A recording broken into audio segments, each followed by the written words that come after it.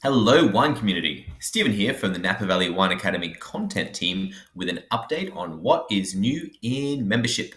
We've got a pretty fun week this week because our theme is champagne.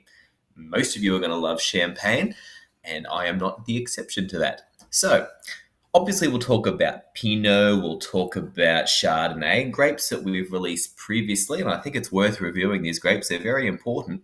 And obviously, we'll have Meunier as well.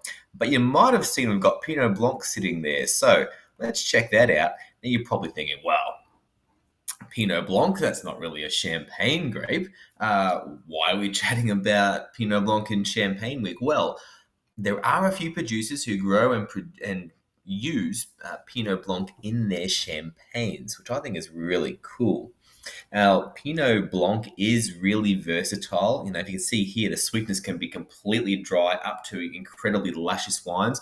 Of course, the Austrians do some Trockenbier Nachlese using some Pinot Blanc, so that's where the luscious level of sweetness comes in.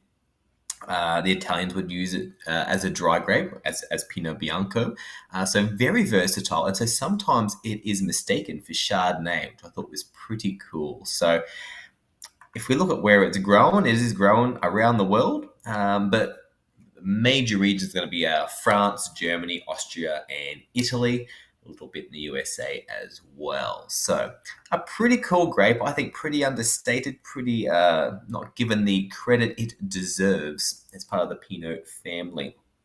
Right, so on top of that, we've got our champagne maps. Now I'll draw your attention to probably my favorite of them all, which is this one here. So what I love about this is we've got all the different regions, and it's not just Montagne de Reims. It's got some other regions involved as well, like Coteau du Morin, which really doesn't get as much coverage normally. But I love in grey, we've got the full outline of where you can grow grapes in Champagne. So even if you're not one of those major sub-regions, your wines could still be utilized in Champagne. So it's quite a large area. You can see that, to get from one end to the other, particularly down to the Côte de Bar, would take quite a while. But it's a really pretty map, quite a lot of topography in Champagne. So not only is there the cold weather they have to contend with, there's all the difficulties with the topography. So a challenging place to grow grapes, that's for sure. We also have some videos. Now, you may have seen some of these before. They're some of my favorite champagne videos, and we do have more as well. So the first one is our touring series, the first of our touring series, where we went to Champagne, hosted by our own Jess Helfand.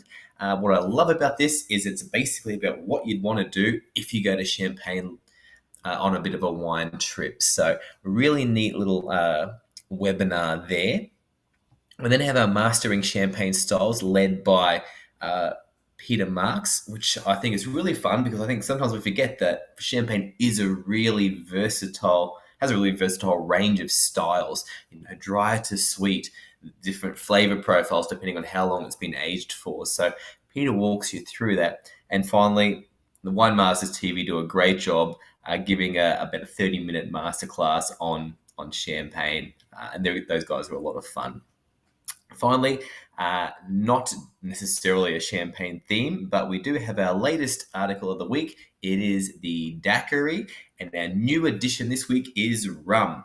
Now, white rum in particular, there's lots of different styles of white rum, but we've sort of focused just on the white rums this time. And we've got 3 recipes for the daiquiri. So the daiquiri is very versatile. I think it's severely underrated. Most people only know them from probably the frozen packets that they add rum into a blender and you get a frozen version. But the daiquiri by itself is simple and classic. And delicious. So really give it a try if you haven't before. And if you're keeping up, like I said, rum is our weekly edition. Check that article out. We'll have another rum cocktail next week. So make sure you drink something delicious this week. Check these out. Oh, and if you haven't already, go to the Napa Valley Wine Academy membership page. If you haven't signed up already, you can see some testimonials and learn a little bit more about what is involved. Otherwise, like I said, have something delicious, and I'll see you next week. Cheers.